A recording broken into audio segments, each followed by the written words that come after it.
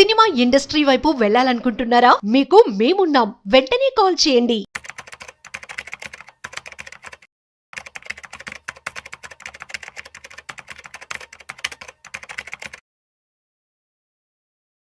Sir Giribabu గారు నమస్తే sir. నమస్తే అండి. Welcome to Vishnu talks. Thank you.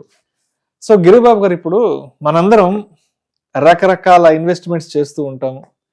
ఆ ఇన్వెస్ట్మెంట్స్ మీద రకరకాలుగా రిటర్న్స్ వస్తూ ఉంటాయి కదా. మరి మనం చేసిన ఇన్వెస్ట్మెంట్ సరైనదా కాదా, అదేవిధంగా దాని మీద వస్తున్నటువంటి రిటర్న్స్ అనేవి సరైన విధంగా వస్తున్నాయా లేదా అన్నది ఎలా జడ్జ్ చేసుకోవాలి, ఎలా ఐడెంటిఫై చేసుకోవాలి? ఎందుకంటే ఇక్కడ రిస్క్ రివార్డ్ అనే రెండు ఉంటాయి కాబట్టి ఈ రెండింటిని దృష్టిలో ఉంచుకొని, ఈ రెండింటిని అర్థం చేసుకొని, మనం పెడుతున్న పెట్టుబడి సరైనదా కాదా, దాని మీద వస్తున్న రాబడులు సరైనవా కాదా అని ఎలా మనం అర్థం చేసుకోవచ్చు అసలు? యాక్చువల్గా ఈ టాపిక్ నేను ఎందుకు మాట్లాడదాం అనుకున్నానంటే, ఒక 3 days బ్యాక్ ఒక క్లయింట్ కాల్ చేశాడు. సార్ నా దగ్గర ₹1,00,000 ఉన్నాయి, నాకు చాలా డబ్బులు అవసరం ఉన్నాయి, ఈ ₹1,00,000 నేను ఎక్కడైనా పెట్టి నాకు నెలకు ఒక 5-6 వేలు వస్తే నేను కొంచెం ఖర్చు పెంచుకుంటా అని చెప్తున్నాను. నెలకు 5-6 వేలు 10 వస్తే బాగానే ఉంటది, కనీసం 5-6 వేలు నెలకా అని అడిగాను. సంవత్సరానికి అడిగా, కాదు నెలకంట. అసలు నెలకు 5-6 వేలు అంటే తెలుసా ఎంత ఇంట్రెస్ట్ అన్న? ఏమో నాకేం తెలియదు అన్నాడు.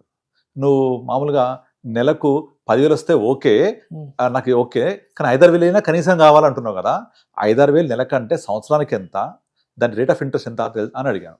ఏం ఐడియా లేదు.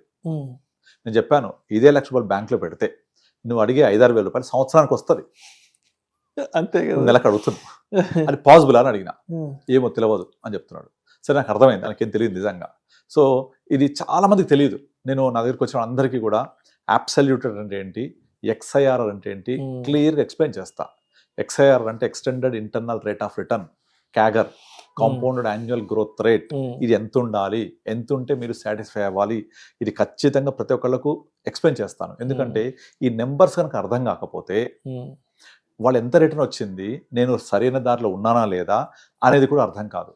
మీరు మెయిన్గా రియల్ ఎస్టేట్, కొన్ని రకాల ఇన్సూరెన్స్ పాలసీస్ ఇక్కడ చూస్తే, ఇన్సూరెన్స్ పాలసీ అమ్మేటప్పుడు ఏం చెప్తారు వాళ్ళు, సంవత్సరానికి ఎంత కట్టాలి, మెచ్యూరిటీ ఏ సంవత్సరంలో ఉంటుంది, అప్పుడు ఎంత వస్తాయి అంటే మనం కట్టేది వేలల్లో ఉంటే లక్షల్లో వస్తాయని చెప్తూ ఉంటారు.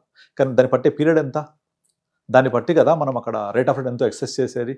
ఈ పీరియడ్ గురించి మాట్లాడకుండా మేబీ 15-20 years పీరియడ్ ఉంటుంది, అది తెలుసు. అది కానీ మీరు కొన్ని వేల రూపాయలు ఎవ్రీ ఇయర్ కడుతూ పోతే మెచ్యూరిటీలో కొన్ని లక్షల రూపాయలు వస్తుంది, ఫ్యూ lakhs rupees. అక్కడ లక్షలు వేలు ఇదంతా సైకాలజీ. అరే నేను వేలలో కడుతున్నా లక్షలు వస్తున్నాయి అని ఆలోచిస్తారు తప్ప, నాకు వచ్చే రేట్ ఆఫ్ రిటర్న్ ఎంత అని అర్థం చేసుకుంటే ఎవరు ఆ ఇన్సూరెన్స్ పాలసీ జోలికి కూడా పోరు. తర్వాత రియల్ ఎస్టేట్, నేను 20 years బ్యాక్ కొన్నాను, ఫ్యూ lakhs, ఇప్పుడు ₹1,00,000 ఉంది, లేదా ఫ్యూ thousands ఇప్పుడు లక్షల్లో ఉంది. Okay, right, good. మీరు ఎప్పుడైనా దాని పర్సంటేజ్ రిటర్న్ లెక్కేశారా? వేయరు ఎవరు. దాని ఎప్పుడు టైం ఎంత? సపోజ్ ఫర్ ఎగ్జాంపుల్ ఒక క్లయింట్ ఉంది, ఆమె నేను అల్వాల్లో 2006-7లో 7 లక్షలకి ఒక ల్యాండ్ కొన్నాను, ఇవాళ ఆ ల్యాండ్ 40 లక్షలు ఉంది. 2007లో 6-7 ఆ టైంలో కొన్నాను, 18-19 ఏళ్ల క్రితం. 6-7 అంటే ఆల్మోస్ట్ 20 సంవత్సరాలు. 20 ఏళ్లలో 7 లక్షలు పెట్టి కొన్న ల్యాండ్ ఇవాళ 35-40 లక్షల మధ్య ఉంది అంటే 5 times పెరిగింది. మీరు CAGR లెక్కేయండి, కనీసం 5-6% కూడా రాదు అది. కానీ అక్కడ వాళ్ళు 7 లక్షలు పెట్టుకున్న 40 లక్షలు వచ్చింది, 30-40 లక్షలు ఉంది. 40 ఉంది కానీ 30 పోద్ది. ఇప్పుడు చెప్పుడు ఆమె 40 ఉంది కానీ 30 వరకు పోతుంది. 7 లక్షలకి కొన్నా కదా, కానీ దాన్ని బట్టి టైం ఎంత, 20 సంవత్సరాలు. దాన్ని కనుక మీరు కన్సిడర్ చేసి కనుక లెక్కేస్తే 5-6% కూడా రాదు. కనుక ఆ 5-6% వచ్చింది అంటే కనీసం అర్థం కూడా కావట్లేదు. మ్యూచువల్ ఫండ్ ఇన్వెస్ట్ చేసింది, తన పోర్ట్ఫోలియో కన్జర్వేటివ్ రన్ చేసి 13.8% ఉంది. ఆ 13.8% అంటే అక్కడ పెట్టిన దానికి తీసినానికి 4 years అవుతుంది. అసలు అర్థం కూడా కావట్లేదు. అంటే 13.4%, 13.8% in spite of market down, conservative portfolio per annum ఇచ్చింది. లాస్ట్ 4.5 yearsలో conservative portfolio is a very very good return. మనకు తెలుసు ఆ విషయం. కానీ నేను ఎంత పెట్టాను, ఎంత పెరిగింది, వచ్చిన గ్రోత్ ఎంత, ఆ అమౌంట్ చూస్తారు. కానీ మొత్తం రోజు పెట్టామా? లేదు. స్టెప్ బై స్టెప్ అప్పుడింత పెట్టారు. ఇవి చూడరు. SIPలో కూడా అంతే. నేను 8 ఏళ్ళు పెడతాను SIP, 7 ఏళ్ళు. అప్పుడు కానీ మీరు పెట్టే అమౌంట్ డబల్ కాదు, ఇన్వెస్టెడ్ అమౌంట్ మార్కెట్ వాల్యూ. కానీ 8 years క్రితం పెట్టా డబల్ కాలే, 8 years క్రితం మీరు అంత రోజు పెట్టలేదు కదా, దానికి XIRR ఉంటుంది కదా, ఆ XIRR ఎంత వస్తుందో చూడాలి. దీనికి ఒక థంబ్ రూల్ చెప్తాను నేను. మన దగ్గర కనుక ₹1,00,000 ఉంటే దాన్ని లీస్ట్ మినిమం రిటర్న్ ఎంత జనరేట్ చేయొచ్చు? Simple, bank, state bank of India, the safest bank in India వెళ్తే ఇవాళ ఉన్న రేట్ ప్రకారం 6.5% ఇస్తారు. సో ఏ ఇన్వెస్ట్మెంట్ అయినా సరే minimum rate of interest 6.5% bank ద్వారా వచ్చినప్పుడు మనము ఎక్కడ ఇన్వెస్ట్ చేసినా కూడా అంతకంటే ఎక్కువ రావాలి కదా. సో దీన్ని ఏమంటాం అంటే ఆపర్చునిటీ కాస్ట్ అంటాం. Opportunity cost says that least risk taken, least efforts you have kept, అసలు ఏం ఎఫర్ట్స్ లేకుండా, బుర్ర ఉపయోగించుకోకుండా, ఏమి చేయకుండా వచ్చే రిటర్న్ 6.5%. దీన్ని స్కేల్ ఆఫ్ 0 to 10 అని రాస్తే ఈ స్కేల్లో 0 అంటే 0 రిస్క్, రివార్డ్ ఈస్ 6.5%. అంటే 1 to 10 స్కేల్లో రాస్తే ఇది 1లో ఉంటుంది అనమాట.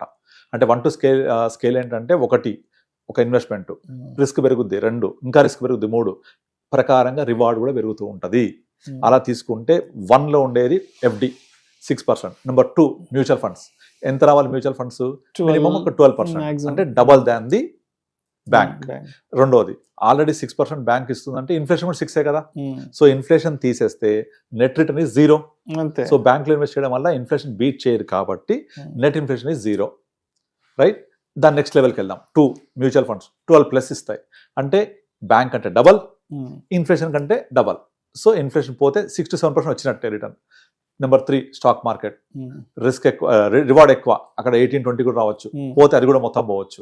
Number 4 trading. Stock market investment, trading ఎక్కువ రావచ్చు, పోవచ్చు. స్పెక్యులేషన్, F&O ఇంకా రిస్క్, అది డేంజర్. పోతే 50 1 నిమిషంలో పోతాయి, వస్తే 50 వస్తాయి గంట సేపట్లో, కానీ ఎంత రిస్క్. నెక్స్ట్ ఆ పైన క్రిప్టో కరెన్సీ, ఇంకా రిస్క్.